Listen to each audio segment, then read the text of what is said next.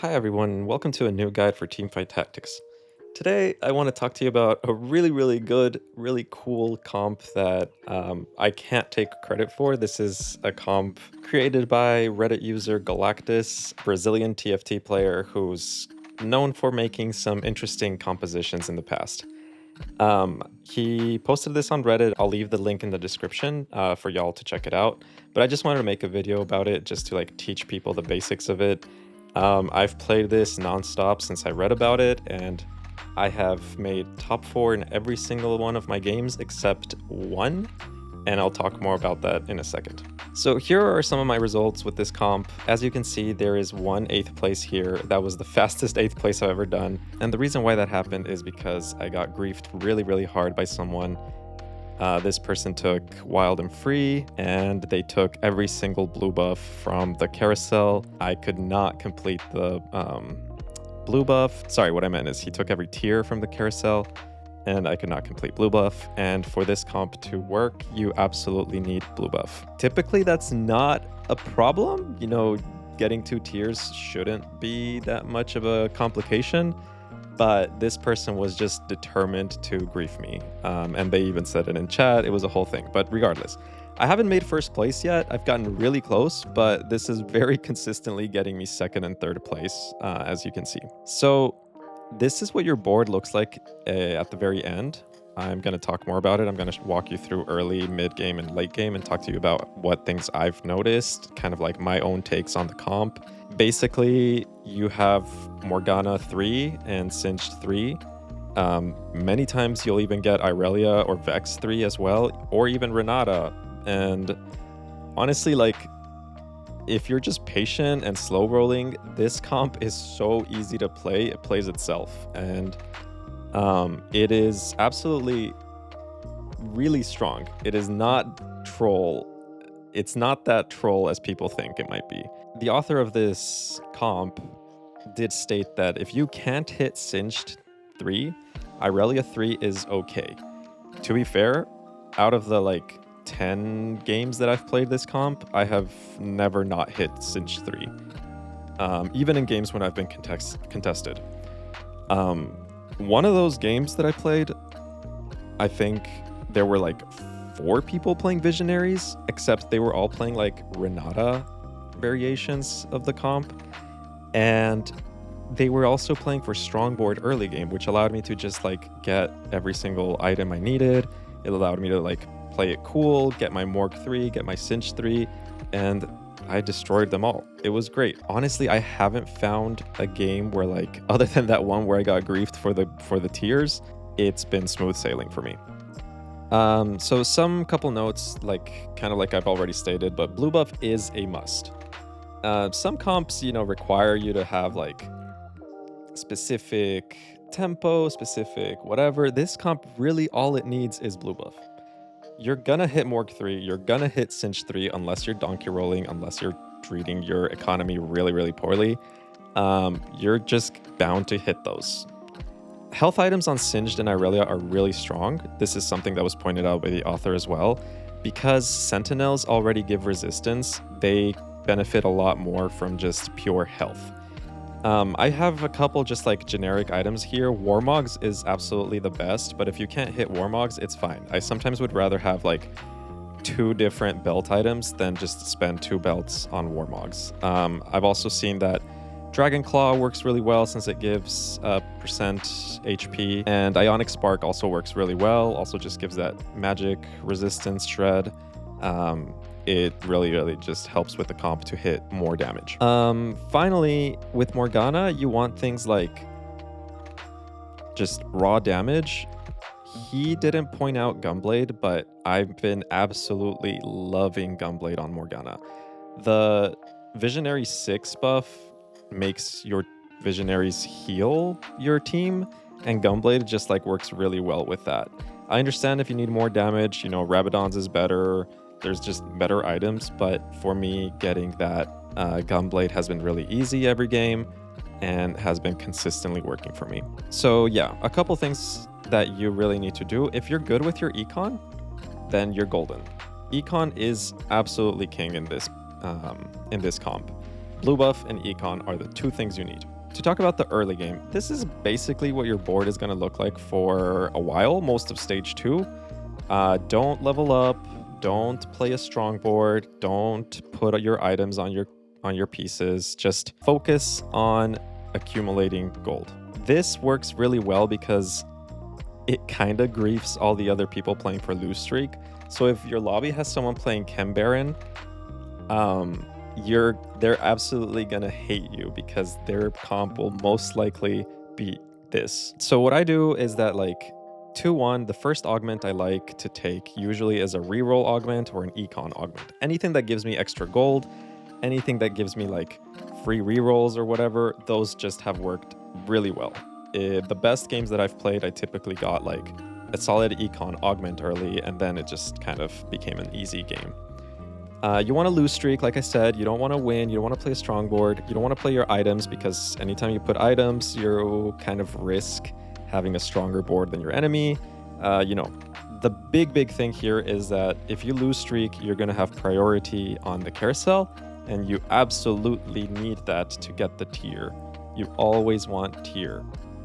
Blue buff is absolutely necessary. And finally, like I said, don't roll, don't buy XP, don't do anything. Prioritize getting 50 gold. Okay, so now we're on stage 3. Let's say this is mid-game. By now, you should have at least 50 gold. You don't want to really level up to 6. This is not a standard leveling. You kind of just want to stay level 4 and 5 until you hit Morgana and Singed 3.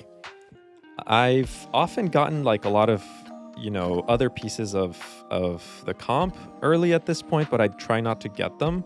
It's kind of like a bait, because you want to prioritize getting Morgana and Singed. I've gotten Nunus, I've gotten Ilawis, I've gotten like things that are expensive, but I won't really be playing for 2 stages at least. So you're just wasting money if you're purchasing those. You will get them later. It's not a big deal. Like I said, also, you can kind of get Irelia in Vex 3, but don't greed if you don't get Irelia or Vex 3, that's totally fine. Obviously, it's nice to have them 3, but it's not necessary at all. The second you get Morgana and Singed 3, you level up to level 6, accumulate econ, and then, slowly start building. Like, at this point, your core is ready if both of those pieces are level 3. The second you get blue buff, you're kind of set. You just want to start playing the comp in a very standard way afterwards. Things you have to be mindful of: just really don't donkey roll. Don't waste all your gold. Don't panic. If you're lose streaking, that's okay. I have lost streaked till like 12 HP in this comp before, and then once the comp came online, I just made top 4 very easily. But that comes with time. You may lose your first or second, like your first 2 games with this comp, just because it takes a second to kind of understand. But once you get it, it is really, really simple. Okay, so now on stage 4, let's call this like the late part of mid game and the early part of late game. By now, you absolutely want Morgana and Singed to be level 3 or 3-star, sorry. If Singed and Morgana are 3-star, there is, again, nothing really you need to do. You just need to like start picking up pieces. Sentinels and Visionaries. If by like 4-3 you still don't have Singed 3 or Morgana 3, this is when you start rolling. Like, you actually need to, try to get those as soon as you can, or you're probably gonna get like a bot 4. It's pretty important to have those pieces. They're the core. And also, by now you should also have a completed blue buff. There's been times when I didn't have a blue buff at this point for whatever reason, and honestly, I got a little scared, but it's okay. Like, you get enough anvil components and stuff later that if you have enough HP, you can make it through to raptors or to wolves and just get like the remaining piece of the blue buff. A really solid board right now should be like 4 sentinel, 4 visionaries. It's really easy to get thanks to Rel. Rel really enables this comp very easily. If you need to play Rel instead of like Renata or Vex to get both Sentinel and Visionary, that's okay. You can just put those back in your bench. Don't sell them, you know, at least try to keep one copy for later. If you were able to get an emblem earlier in the game for Sentinel or Visionary, at this point it is super, super easy to get 4/4. And usually I put like, if I get a Sentinel emblem, I put it on Renata. If I get a Visionary emblem, I put it on Leona or Irelia. It doesn't really matter. Okay, so now we're on late game. This is stage 5.